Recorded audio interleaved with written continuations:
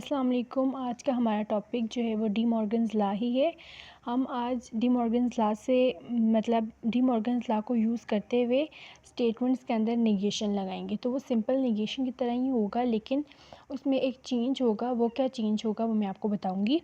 D Morgan's law होता क्या है, negation of P and Q is equivalent to, या लॉजिकल इक्वलेंट इसको कह सकते हैं, logical equivalent to negation of P और नेगेशन ऑफ क्यू। ठीक है, और निगेशन ऑफ पी और क्यू क्या होता है, negation of P and negation of Q. इसमें क्या होता है कि जब ये जो आपकी निगेशन है, जब ये इन दोनों के साथ अप्लाई होती है तो ये जो एंड होता है ये और में चेंज हो जाता है। और अगर आप और कर रहे हैं और निगेशन है, तो जब निगेशन दोनों के साथ लगेगी तो वो एंड में कन्वर्ट हो जाता है। अब यहाँ पर आपको क्या दिया हुआ है, use De Morgan's law to write negation of these statements. De Morgan's law को यूज़ करते हुए ये जो स्टेटमेंट्स आपको दी हुई हैं इनको निगेट करना है। ठीक है, सबसे पहली स्टेटमेंट क्या है, Hal is a math major and Hal's sister is a computer science major.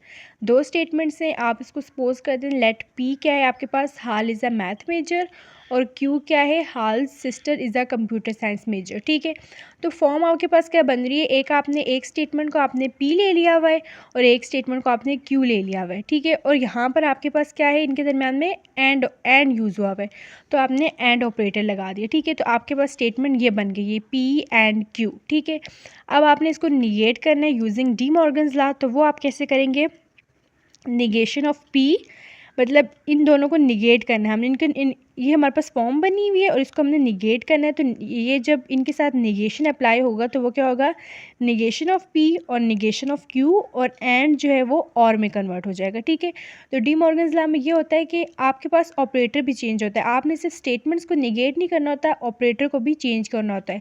अगर एंड है तो आप उसको और में कन्वर्ट करेंगे, और अगर और दिया हुआ होगा कहीं पर तो आप उसको जब निगेट करेंगे तो वो एंड में कन्वर्ट होगा।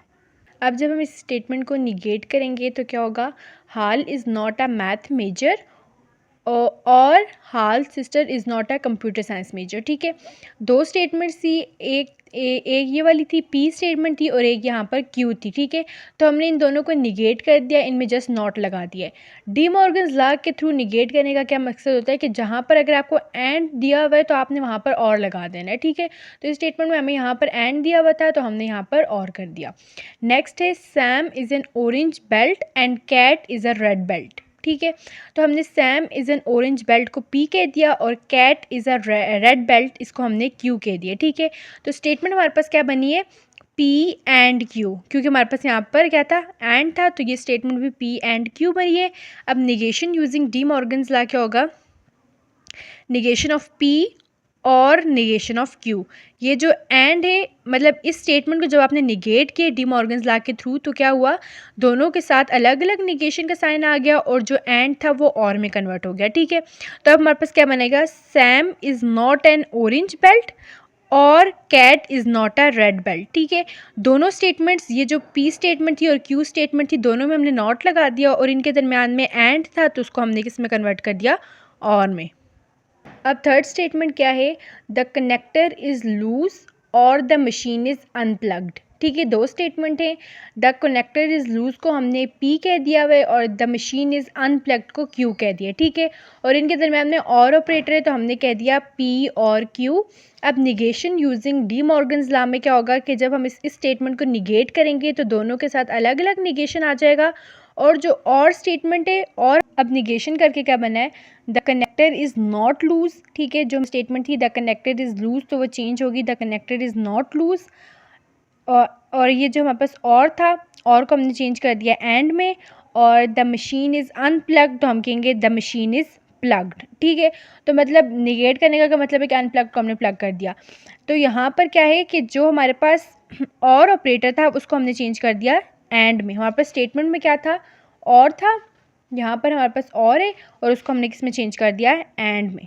ठीक है, अब नेक्स्ट है, num orders greater than 100 and num in stocks less than 500। ये हमारे पास एक स्टेटमेंट है। अब इसके दरम्यान क्या है, और नम इन स्टॉक्स लेस देन 200। ठीक है, तो एक स्टेटमेंट को हमने पी का नाम दे दिया और एक स्टेटमेंट को हमने क्यू का नाम दे दिया। अब फॉर्म क्या बनी है, पी और क्यू, क्योंकि इसके दरम्यान में और था। ठीक है, जब हमने इस स्टेटमेंट को जब हमने निगेट किया है डी मॉर्गन्स लॉ के थ्रू, तो क्या हुआ, पी और क्यू दोनों के साथ निगेशन का साइन आ गया और जो और था वो हमारे पास किस में कन्वर्ट हो गया, एंड में। अब निगेट करके क्या बनना है, नम ऑर्डर्स, यहाँ पर हमारे पास क्या था, नम ऑर्डर्स क्या था, ग्रेटर देन 100, तो यहाँ पर क्या हो गया, num orders less than 100 and num in stocks यहाँ पर था लेस देन और इक्वल टू 500, यहाँ पर हमने कर दिया ग्रेटर देन और इक्वल टू 500। ये जो और है ये हमारे पास कन्वर्ट हो जाएगा एंड में, और नम इन स्टॉक्स यहाँ पर क्या बन गया, ग्रेटर देन 200। यहाँ पर हमारे पास लेस देन 200 था तो उसको हमने चेंज कर दिया ग्रेटर देन 200 में। यहाँ पर पी और क्यू दो स्टेटमेंट्स हैं, उनके दरमियान में जो और है वो चेंज होगा सिर्फ एंड में। बाकी जो स्टेटमेंट्स हैं इसमें यहाँ पर जो एंड है वो चेंज नहीं होगा, क्योंकि हमने पी और क्यू जो है उनके दरमियान वाले को सिर्फ चेंज करना है। तो उसके अंदर पी स्टेटमेंट के अंदर कोई आ रहा है तो वो चेंज नहीं होगा, ठीक है। तो ये दोनों स्टेटमेंट इस तरह से निगेट हो जाएंगी।